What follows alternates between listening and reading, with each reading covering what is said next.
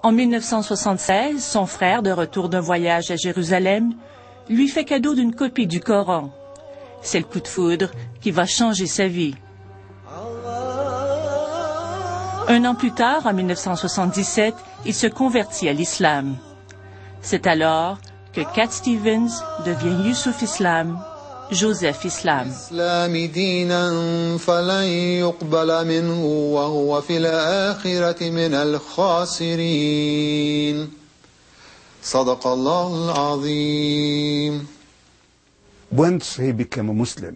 Une fois qu'il s'est converti à l'islam, il a rehaussé le profil des musulmans du pays.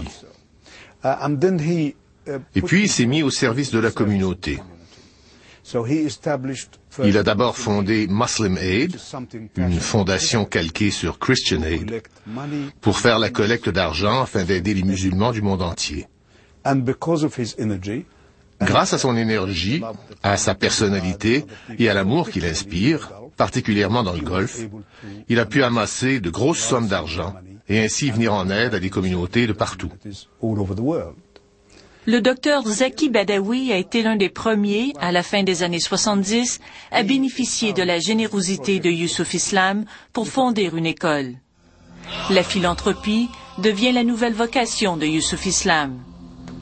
Mal à l'aise dans sa nouvelle peau et influencé par des extrémistes, il choisit un islam pur et dur.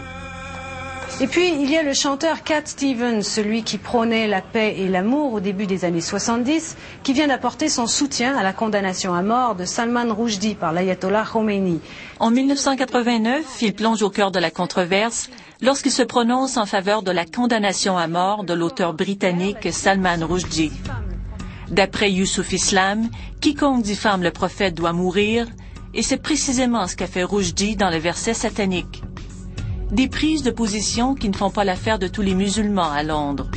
Comme beaucoup de convertis occidentaux, certains choisissent, disons, un islam assez rigoureux, assez plutôt intégriste, je dirais, dans lesquels nous-mêmes, nés en pays musulman, on ne se reconnaît pas toujours. Par exemple, je me suis toujours posé la question, pourquoi est-ce que les gens, lorsqu'ils se convertissent à l'islam, doivent-ils changer de nom? Ou doivent-ils s'habiller dans un habit soi-disant, alors entre guillemets, un habit soi-disant islamique, qui peut-être c'est l'habit culturel qui vient de tel ou tel pays, adapté à tel ou tel climat. Donc il n'y a pas un habit islamique, il n'y a pas un seul habit islamique. Je crois qu'il aurait été plus utile à la communauté musulmane s'il était devenu non pas Cat Stevens, parce que Cat n'était pas son vrai nom, c'était un nom d'artiste, s'il avait repris le nom que ses parents lui avaient donné.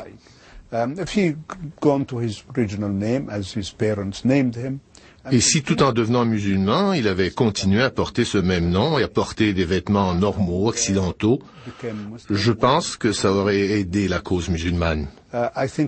Et encore mieux s'il avait poursuivi sa carrière musicale.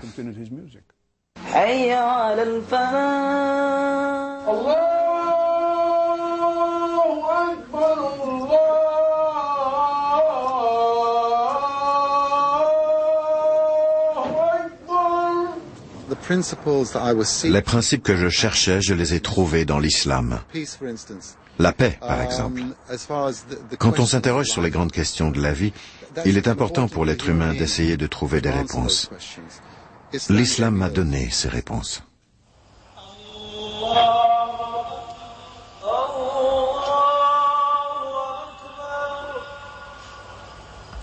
Ce que j'ai trouvé dans l'islam, c'est une clarté et une réponse directe à quelques-unes de mes grandes questions. Par exemple, la nature de Dieu, la nature de la vie après la mort, la compréhension des lois immuables.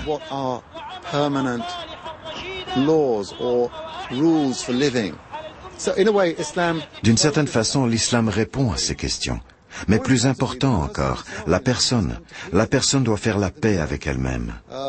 Même sans nationalité, sans drapeau, en tant qu'être humain. C'est une découverte gigantesque.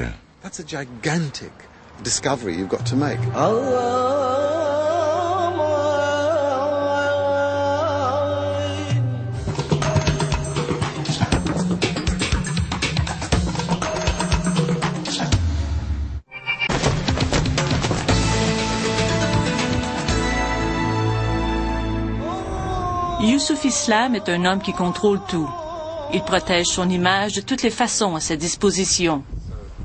Chacune de ses sorties publiques est méticuleusement préparée.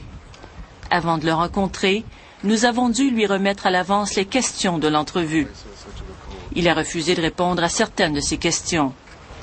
Il a un droit de regard total sur tout ce qu'il a produit depuis le début de sa carrière. Il nous a empêchés d'utiliser des images d'archives et de ses vidéoclips parce que nous avons refusé de lui octroyer un droit éditorial. Malgré son charisme, ça devient donc extrêmement difficile de travailler avec lui. Même cette séquence banale a dû être interrompue. Elle n'avait pas été planifiée.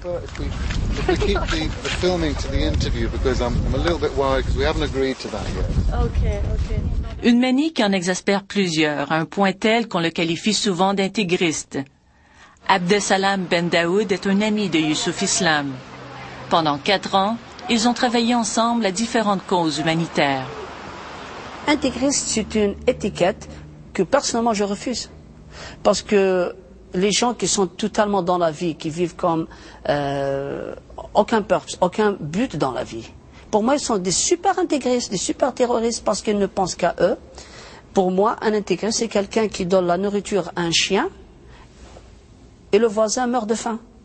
Pour moi, ça, c'est pas logique. Donc si Youssouf Islam il se dit bon ben moi je vais pas me construire un château, je préfère donner mon argent à des pauvres. La mentalité européenne, occidentale, matérialiste ne comprend pas ça.